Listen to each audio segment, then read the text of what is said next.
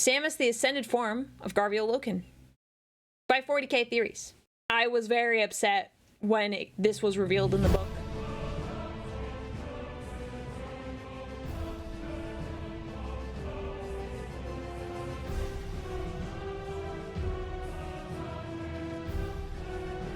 We're talking about 40k Samus, guys.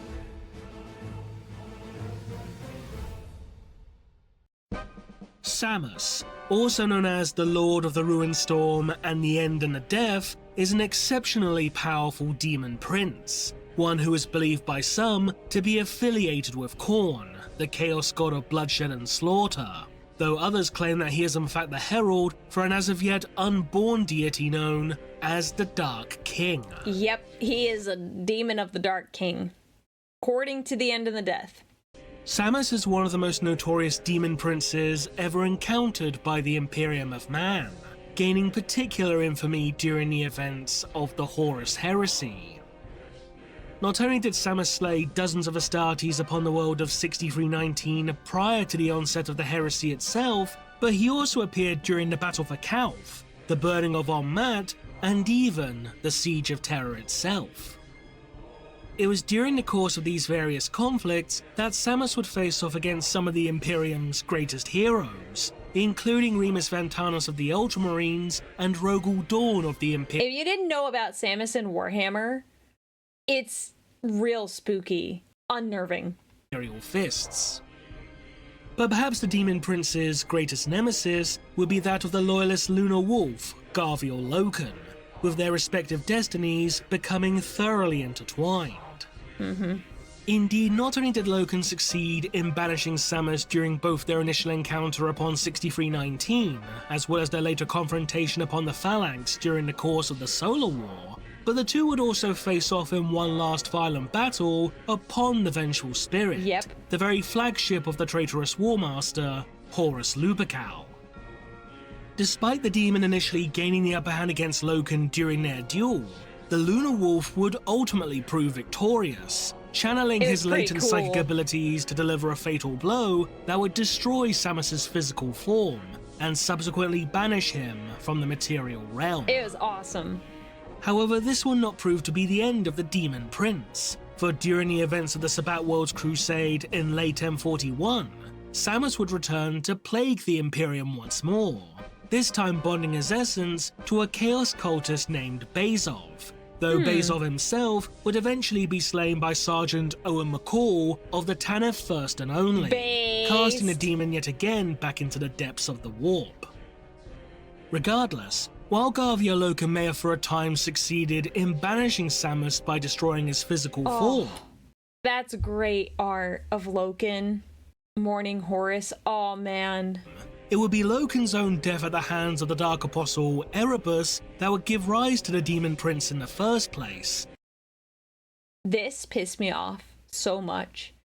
Because Abaddon was like, man, Loken, you're kind of kill. Like, kind of kill.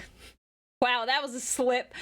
You're being very chill and like you respected our dad and like, you know, we're obviously not friends anymore, but I'll let you go. Like, I don't have any ill will against you. Like, it is what it is. Logan's like, yeah, you're pretty, you know, I don't agree with you. This all sucks, whatever. And then Erebus sneaks up behind while they're having this conversation and is like, yeet, murdered. I was reading that and I like screamed. I yelled. Thankfully, I was at I was home when that happened and I was so pissed off. I was mad. I was so mad. With Samus's very nature as a warp-spawned entity, allowing him to exist and have an influence on events that occurred. And according to Erebus, he had to do it so that Samus could continue. Okay, here's basically what Erebus said. He's like, okay, so there was like a portent that there was supposed to be a terrible like death that happens on the ship. And that death was like a precursor for Samus. And Samus needs to exist. If Samus exists, that means the Dark King has to exist. Prior to his creation. For once a demon has been brought into existence, it has, somewhat paradoxically, always existed. But the real question that needs to be asked, however, Erebus is not a Primarch, thus. no. Was it simply the act of Garviol Loken's murder that gave rise to SAMUS, or was Loken instead granted the gift of apotheosis, transforming him into a demon prince? Initially, it would seem unlikely for SAMUS to be, for lack of a better term, the ascended form of Garviol Loken. I would agree. For it has been shown on multiple occasions that the very actions and emotions of mortals are more than enough to give rise to demonic entities. The most notable example in this regard is that of Draknien, an extraordinarily powerful demon that was created as a result of the first act of murder ever committed by members of the human race. Another example is shown with the Slaneshi demon dubbed the Sapphire King, who was birthed by the cavalcade of conflicting emotions felt by Ferrus Manus of the Iron Hands and Fulgrim of the Emperor's Children when the former was beheaded by the latter. As such, it's not unreasonable to assume that the act of Erebus murdering Garviol Loken, in addition to the various emotions that accompanied such an event, were the sole factors that led to the proverbial birth of SAMUS. However, well, yeah, because it kind of came out of nowhere. I'm inclined to think that's the theory, but you know, 40k theories, he's got theories. But there is one important detail regarding SAMUS that would appear to debunk this particular possibility. The fact that SAMUS himself is stated to be a demon prince, specifically a demon prince of the Ruinstorm. Unlike other demons, which are themselves true warp-spawned entities, demon princes, by contrast, are beings who were, at one point in time, mortal, having attained immortality by being blessed with the gift of demonhood by their patron deity. Despite being incredibly powerful creatures in their own right, their mortal origins will often result in demon princes being looked down upon and seen as inferior by both greater and exalted demons alike, though the mightiest and most powerful demon princes, such as Be'lakor or any of the demon Primarchs, will often prove exceptions to the rule. While Horus Heresy Book 8, Malevolence may at first glance appear to contradict the idea of SAMUS being a demon prince, due to the rules for SAMUS Unbound referring to him as a demon lord of the Ruinstorm, the flavor text that accompanies said rules does state, unequivocally, that he is in fact a demon prince. Oh, okay. Now it should be noted that, according to the 2nd edition Chaos Codex, both mortals and demons alike can ascend to become demon princes, with the most notable in this regard being the Lord of Change known as Makachin, who is outright stated to have never been, at any point, mortal. However, the idea of Makachin being both a greater demon and a demon prince appears to have long since been retconned, with later sources, such as the Inquisition Encyclopedia, as well as both the 3rd and 5th edition Grey Knights codices, referring to the Lord of Change solely as a greater demon, with no mention whatsoever of him being a demon prince. The 8th edition Demons Codex even goes into great detail about how demon princes were once mortal, making no allusions to the notion of a, for want of a better term, pure demon being elevated to a demon prince. What also supports the idea of Garviol Loken having become SAMUS, albeit rather loosely, is that SAMUS's visage is highly reminiscent of a canid, such as a dog or a wolf. Yeah. Seeing as how Loken was, he was the last Luna Wolf, like, oh. For all intents and purposes, the last Lunar Wolf, outright refusing to refer to himself as a son of Horus, it would certainly be poetic irony for him to be transformed from a proverbial wolf into a true hound of chaos. While this may seem like circumstantial evidence at best, it should be noted that the demon prince Marbus, a former member of the Dark Angels Legion, would, upon his own ascension to demonhood, take on the appearance of a Calibanite lion, monstrous predators that were native to the Dark Angels' ancestral homeworld of Caliban. As such, it's not entirely unreasonable to assume that, if Loken had also become a demon prince, his appearance would have become a twisted parody of the lunar wolf he once was. But if SAMUS is simply the demonic form of Garviol Loken, a man who not only boasted an unwavering loyalty to the Emperor, but also an intense hatred for his Primarch for succumbing to the temptations of chaos in the first place, then how is it even possible for him to have ascended to demonhood? The answer is that Loken may have simply been an unwilling recipient of such a gift. While such a notion may at first glance seem incredibly unlikely, if not utterly absurd, it is not without precedent. Following the outbreak of a demonic incursion upon the world of Sandava II, as detailed within the novel Warden of the Blade, General Vendran Glass of the world's planetary defense force, a staunch and loyal defender of the Imperium in her own right, would eventually fall in battle against a horde of Slaneshi demons, in where she would be crushed to death by falling masonry. Yikes.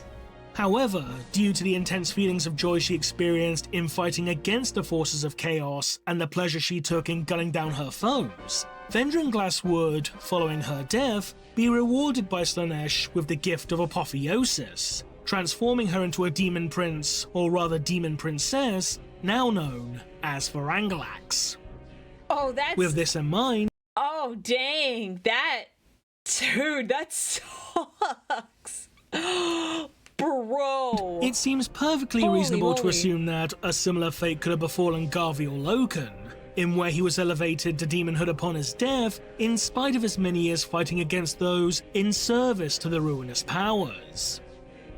After all, Garviel Loken was known to harbour intense feelings of hostility and aggression, which were known to surface whenever he reverted to a Cerberus persona, an identity that he had cultivated following in the wake of the Istvan Free Purges, which Loken had only barely managed to survive, both physically and mentally. These wrathful emotions harboured by Loken could have in turn inadvertently drawn the attention of the Blood God, who, in addition to being a god of violence and murder, is also the very embodiment of rage and fury. As such, in a manner similar to how Vendran Glass accidentally gained the favour of Slanesh, Garviel Loken, or more specifically his Cerberus persona, could have unwittingly pleased Khorne enough for the god to bestow him with the gift. This is assuming that Samus is indeed a Khorne demon prince. A newer sources have since brought this claim to doubt, instead hinting towards the idea of him being a herald of the Dark King. Gift of demonhood upon his death, with But Cerberus. you could argue if... So it has been argued that the Chaos Gods transcend time in some cases. The Dark King ultimately existing in the end could have gone back in time and been like, here you go, Samus. Here you go, Loken. I now dub you Samus. It could be something like that. Becoming known thereafter as SAMUS. The only major problem with this particular hypothesis, however, is that if SAMUS is indeed the demonic form of Garviel Loken, or at least an aspect of Loken's psyche, then why didn't the Lord of the Ruined Storm ever taunt his past self with such information? Yes, Penumbra Skeletor, you're right. Loken literally fought alongside the Emperor and aided him fighting Horus, so Loken becoming a herald of the Dark King would make sense, yeah. The most likely possibility in this regard would be due to SAMUS wishing to ensure his own birth. After all, as mentioned earlier, SAMUS was brought into existence by the act of Garviel Loken being murdered at the hands of Erebus. If Loken ever learned of the exact circumstances that would lead to the creation of what is effectively his arch-nemesis, then the Lunar Wolf, out of sheer pragmatism more than anything else, could have taken his own life or otherwise ensured that he died in an altogether different manner in order to prevent SAMUS from being created in the first place, though this is purely speculation. But regardless as to whether he is the ascended form of Garviel Loken or not, one cannot help but wonder as to when SAMUS will return to once again unleash his wrath upon the Imperium. Such a day may arrive sooner than we think. What do you think? Leave a comment below, and thanks for watching. Yeah, he did a good job. He did a good job. I mean, Remley is, we're friends. He's always done a great job with the research, but I really like how he gets into thanks to Bright. I really like how he gets into like the nitty-gritty, like even going into some of the codexes, which I have not read. I should probably read more of those, but like getting your hands on that. I mean, I know there's online ones, but perhaps I should do more digging.